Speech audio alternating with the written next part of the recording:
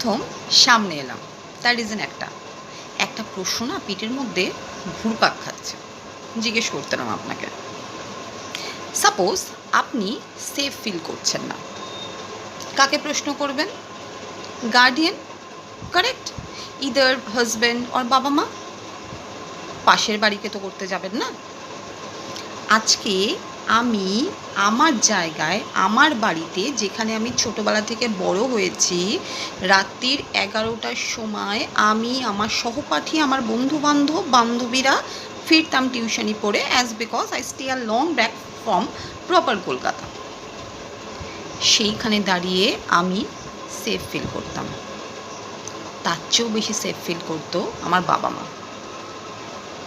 আমি চাই আমার পরের প্রজন্ম, আমার বোনরাও সেমভাবে সেফ ফিল করুক। প্রশ্ন আমি করব,